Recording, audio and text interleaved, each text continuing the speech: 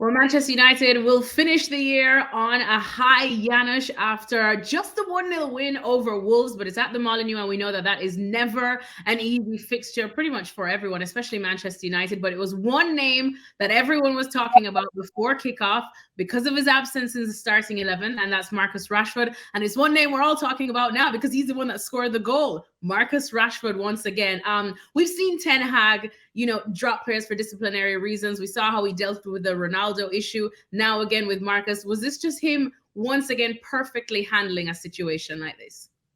Yes, I think so. Obviously, the result justifies what has happened, and Erik Ten Hag continues to show his leadership and authority, and that's super important, really, because we have seen now that Erik Ten Hag is trying to bring Manchester United back to where they belong, and I know you love hearing that, Alexis, but exactly what's happening, and there are always question marks, right? I mean, think about it. Today, under Ralph Ragnick or even previously under Ole Gunnar Solskjaer, this would have been a topic of discussion Yes. before the game, during the game, and after the game, right? And right now it's just a normal thing. And I think the fans of Manchester United, pundits, and everybody else kind of just said, "Good for you."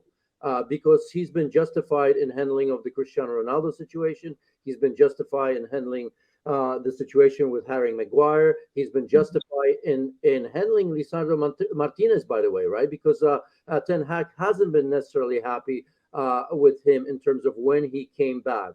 We all know that he's training. He will probably be playing or starting perhaps in the next game as well. So all is well, and Rashford came in and gave that little bit of quality that was missing. So all in all, perfect man management from Erik Ten Hag when it comes to Marcus Rashford.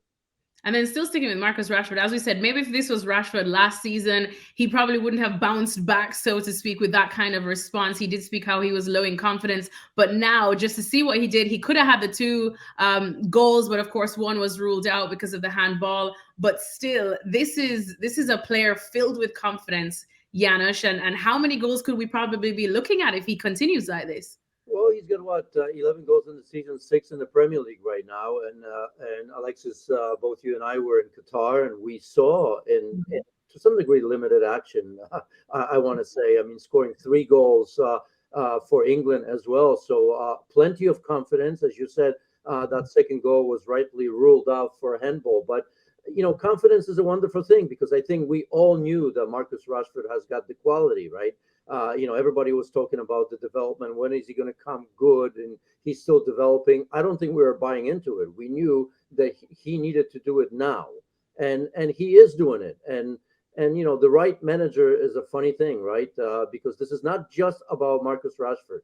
This is a different Manchester United, Alexis. This is a Manchester United that is in the top four right now. I happen to think that when it's all said and done, they will probably stay there. This is a process, and with the new ownership, perhaps I think that the years of struggles may just be ending here because they have a leader on the pitch and off the pitch. I think Erik Ten Hag is all encompassing, and you look at a team that's starting to click.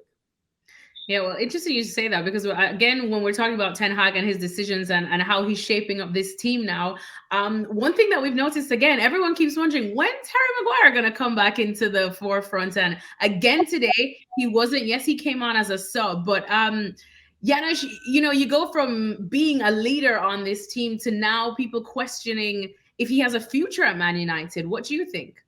Yeah, it's not going to be easy. I mean, look, he was available, Lindelof was available, and Luke Shaw looks the part. I'm not saying that it's a new position, but I wouldn't be shocked. Of course, when Lisandro Martinez is ready, he will most likely play there. But now, by chance, Erik Ten Hag has found out that if need be, you can count on Luke Shaw in that position. So yeah, it does not look good for Harry Maguire. Although, as we've seen, I mean, players may get a second lease on life under this manager, and who knows what the future holds. But he certainly is not the leader and the one that Manchester United and Ten Hag are counting on. So yeah, it's a difficult situation for Maguire.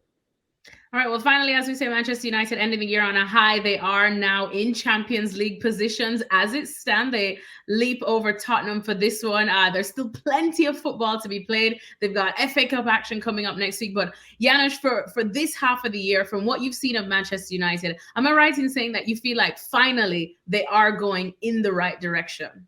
They are. I mean, the one thing that I will say about that, because today it wasn't about style, it was about a result, wasn't it? I mean, we all know that previous to this, there's only one game between Wolves and Manchester United. I think 11 games in all competitions, and of course today there's only one game in that, so it wasn't going to be pretty. I don't look for style points when it comes to the festive season, because we all know the rotation. It's a different. I mean, at the Just best.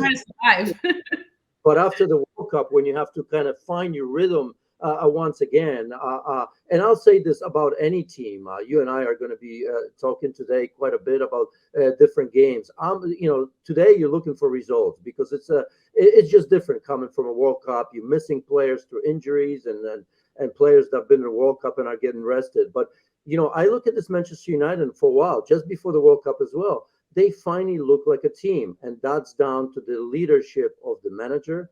I think that's down to the leadership of Casemiro, who's been Mhm. tremendous for Manchester United, and even Brazil in Qatar as well. Leadership of Ericsson, Bruno Fernandes, and so number of players are coming good right now, and there's a feel-good attitude at United that's backed by, I think, quality that's always been there, but we haven't seen it because of the situation on the bench and maybe behind the scenes as well.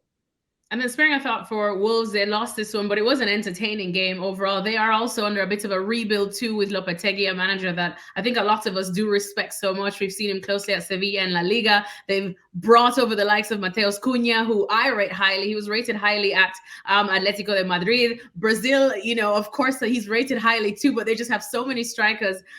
What do you think is going on there, Janusz? What can Wolves expect this season? It was a little bit better, right? I mean, it has been more adventurous under Julian Lopetegui. No questions about that. Won the first two games. Today came close. They had their chances. I mean, you could make a case that they deserve something out of it. Couple great save by De Gea, Yeah. especially one late on Raul Jimenez, and that from a corner.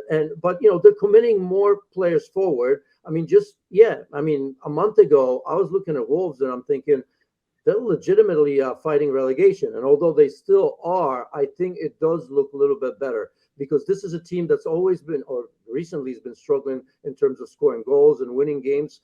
But I think even Diego Costa looked, I think, a little bit better today. You've mentioned Mateus Cunha, who's been good at Atleti. He was good in Bundesliga as well. So hopefully good things are coming back. But as I've said, I think this is a team that's willing to commit more players going forward. So it's not a bad start. Today didn't have to be a loss. And as I said, they had a couple wins as well. So let's just wait and see. Thanks so much for watching ESPN on YouTube. And for more sports highlights and analysis, be sure to download the ESPN app. And for premium content and live streaming, subscribe to ESPN Plus.